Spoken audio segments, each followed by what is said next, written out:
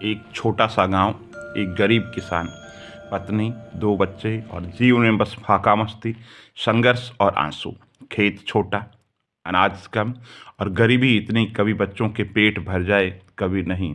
लेकिन उस किसान में एक चीज़ बहुत अजीब थी, वो थी बजरंगबली पर अटूट विश्वास। हर सुबह टूटी हुई चौकी पर बैठकर वह हनुमान चालीसा पढ़ता और कहता कि मेरे हनुमान जी मुझे कभी अकेला नहीं छोड़ते। गांव वाले मजाक उड़ाते, अरे गरीबी में काहे की भक्ति, भजन में पेट नहीं भरता, रोटी चाहिए रोटी। किसान मुस्कुराता, अपनी आंखें बंद करता और शांत स्वर में कहता, हनुमान जी का साथ मेरे हृदय का है, जरूरत का नहीं।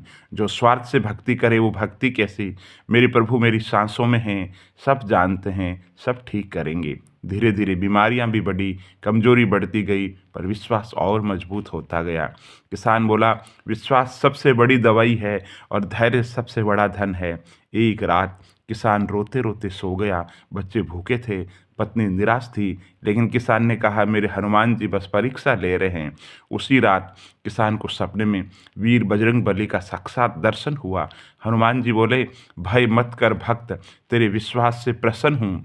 प्रभु श्री राम की कृपा से अब तेरी जीवन लीला बदल जाएगी। और अगली सुबह चमत्कार शुरू हो गए। गांव में नई मंडी खुली, फसल अच्छे दामों में बिकी, घर में अनाज भर गया, बीमार पत्नी स्वस्थ हो गई, बच्चों के चेहरे पर मुस्कुराहट लौट आई।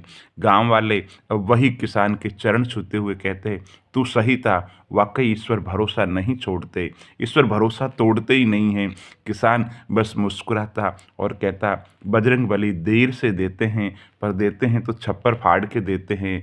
भक्ति दिल की होनी चाहिए, शर्तों की भक्ति भक्ति नहीं होती। जय श्री राम, जय बजरंग बली। दोस्तों, ये कहानी आस्था पर आधारित है और ये जो कहानी है जन मान्यता के अंतर्गत सुनी सुनाई कहानी है। बहुत बहुत